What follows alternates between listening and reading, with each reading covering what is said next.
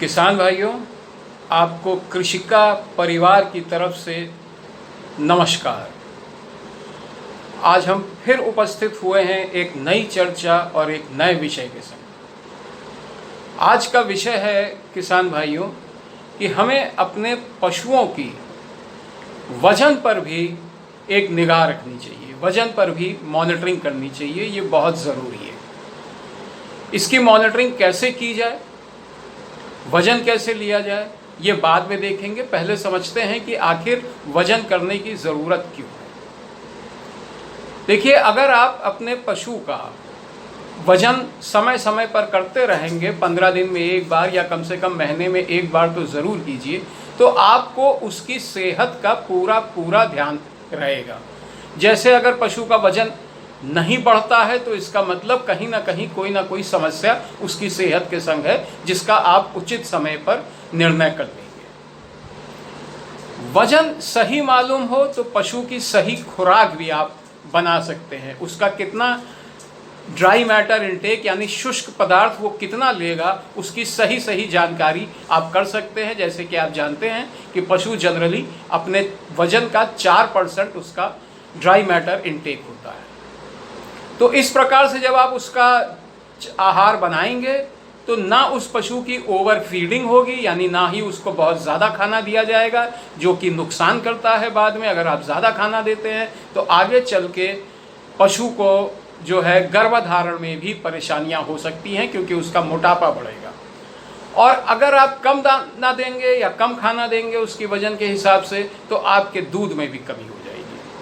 तो इसलिए बहुत ज़रूरी है कि उसके वजन के हिसाब से हम एक एडिक्वेट फीड उसके लिए बनाएं। तो वजन का होना बहुत ज़रूरी है। आपके पास वजन का रिकॉर्ड होना चाहिए। और सिर्फ यही नहीं, वजन से ही आप डिसाइड करते हैं कि उसका हीट पे आने के बाद आपको इंसेमिनेशन कराना चाहिए कि नहीं कराना चाहिए। ज़रूरी नहीं है कि हर हीट पे अगर उसका वजन नहीं है उसके माँ बनने के लायक, तो फिर आप उसका इंसेमिनेशन मत कराइए।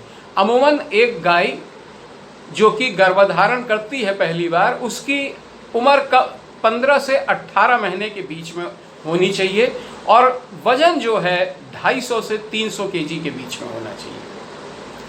ये ब्रीड के हिसाब से भी डिपेंड करता है, लेकिन ज़्यादातर एवरेज 250 से 300 केजी के बीच में ही आता है, चाहे वो देसी ब्रीड हो और चाहे वो जो है विदेशी ब्रीड। भैंसों का जो होता है गर्भाधारण, पहला गर्भाधारण जो होगा वो 26 से 30 महीने में होगा, और उसका उस वक्त वजन 275 से 350 केजी के बीच में होना चाहिए। अगर ये वजन सही नहीं है और आपने इंसेमिनेशन कम वजन पे ही करा दिया है, तो इससे बहुत ज़्यादा बाद में नुकसान होते हैं। जैसे आपका को जो बछड़ा मिलेगा उससे, उसका वजन भी नॉर्मल नहीं होगा, 40 किलो के नीचे का बछड़ा मिल जाएगा, और ऐसे बछड़ों का सर्वाइवल रेट बहुत कम होता है। अगर माँ की सेहत नहीं ठीक है, माँ का वजन गर्भधारण करते समय सही था, तो बच्चे का भी वजन सही नहीं आएगा।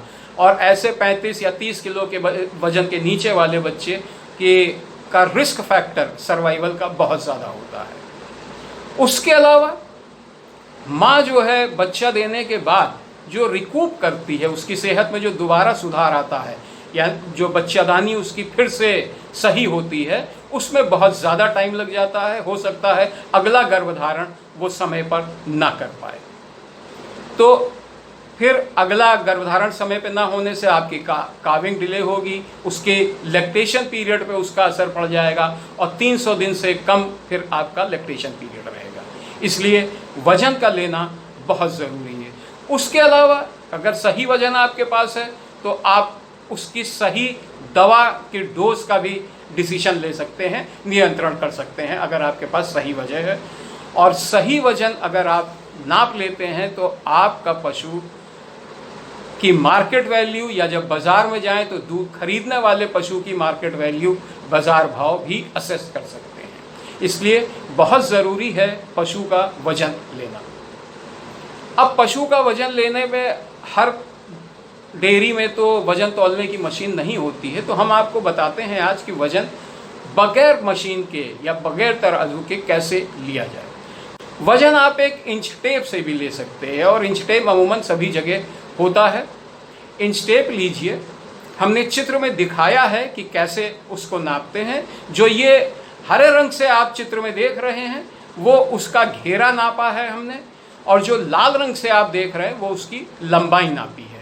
घेरे की नाप लेनी है आपको और लंबाई की नाप लेनी है। जब आप लंबाई लेंगे उसकी, तो वो लंबाई आप लेंगे जहाँ पे अगले पैर की जो शोल्डर बोन, जहाँ पे बोन वो ख़त्म हो रही है, वहाँ पे आप इंच टेप लगाएंगे, और पीछे पिन बोन जो आपके पूंछ के पास आपको नज़र आ रही है वहाँ तक की लंबाई लेंगे, और ये लंबाई आप इंचेस में लेंगे, इंचों में नापिए। उसी तरीके से घेरे की नाप लीजिए। घेरे की नाप जो है आप अगली टांगों के पीछे, ठीक पीछे से आप इंच टेप अपना लगाएंगे और पूरा घेरा नापेंगे, यानी एक तरफ से लगा के दूसरी तरफ से उसी जगह पर पहुंचेंगे और इसको आप पूरी नाप लेंगे। अब हमने जैसे कि आपको चित्र में ये गाय दिखाई हुई है, इस चित्र में इस गाय का वजन, इस गाय का जो लंबाई है वो 51 इंच की मिलती है हमको, और जो घेरा है वो 79 इंच इसका मिलता है।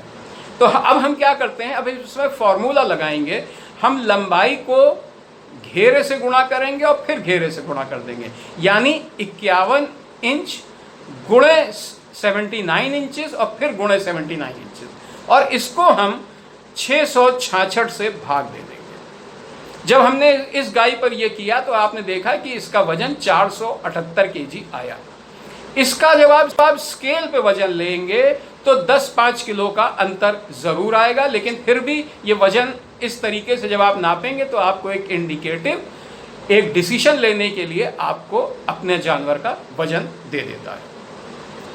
उम्मीद है किसान भाइयों कि आप इस जानकारी का फायदा उठाएंगे और अपने जानवर का वजन लेंगे।